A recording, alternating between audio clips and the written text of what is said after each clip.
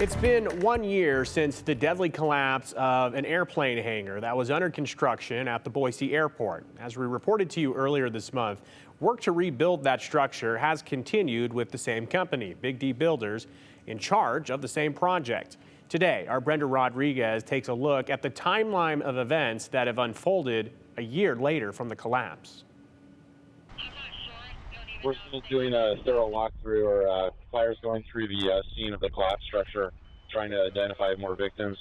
On January 31st, 2024, as a crane placed another piece of metal on this aircraft hangar being built next to the Boise Regional Airport, the 39,000 square foot structure caved in, killing 3 men and injuring 9 others. There was a large-scale collapse of the building, the framework of the building. I don't know what caused it. But I can tell you that it was a pretty global collapse that occurred. The main structural members came down. It was fairly catastrophic. 2 days later, the Occupational Safety and Health Administration, or OSHA, took over the investigation from the Boise Police Department. It's one of the most tragic events that I can recall, in recent history in Boise, regarding workplace. We just basically need to look at every investigation and every case, kind of with a blank slate and really just collect the facts and evidence and base it upon that. The Ada County coroner identified the victims as 24-year-old Mariano Cococh, 32-year-old Mario Sontesi, and 59-year-old Craig Durant. The same day we learned the victims' names, the construction company Big D Builders released a statement saying in part, "Words cannot describe our pain and sorrow since Wednesday evening. We have lost family members and valued employees who were close personal friends." On February 9th, the attorney representing 2 of the victims, Enrique Serna, spoke to media saying that he hoped to get the bodies back to their home country in Guatemala. We want justice for Mario. We want justice for Mariano. We also heard from Mariano's family. En primer lugar, aquí en Guatemala no hay trabajo. Entonces, él decidió ir allá para buscar su sueño, para sacar adelante su familia.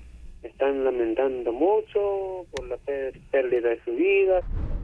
February 14th, community members came together to raise money in support of the victims' families. What helps them is cash to pay their mortgages and rents, cash to help them through. Serna says 2 weeks later, the bodies of Mariano and Mario arrived in Guatemala. The void that they left in for these 2 families is humongous.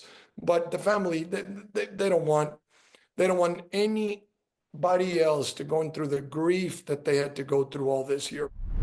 A Boise police report released on February 23rd reveals workers had raised safety concerns prior to the collapse. There were concerns the day before that the structure was not stable. On July 10th, the families of the victims filed a federal lawsuit against the companies involved in the construction. That claim is still in court. Where does this case stand now? We have been prosecuting the case for a good part of about 7 months or so.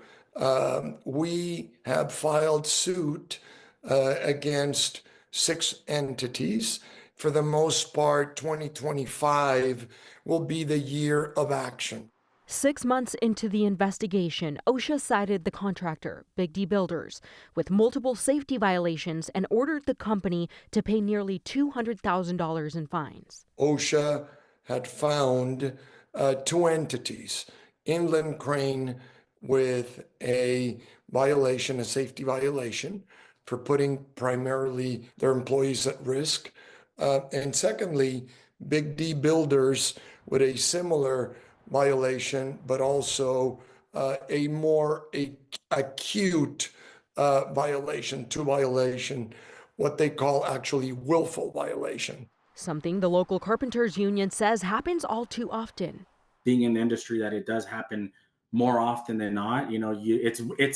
It's rare when you see the opposite, when you see a contractor getting kicked off a job. I mean, we've seen projects where there's extreme negligence, and maybe not to the extent of this one where there's lives lost, but I mean, negligence is negligence. The lawsuit's still working its way through the courts, a long process these two families will endure to make sure that a tragedy like this one never happens again. They're in pain. They're missing the void that was left behind. They're suffering, and they want just the people of Idaho to know that they just don't want this to happen to anybody else. It's a year later, and this is what it looks like. Big D Builders has started construction to rebuild the hangar, and it looks like they've made quite a bit of progress on this project. And as far as the trial date, Serna says that he expects that to be set by the end of 2025.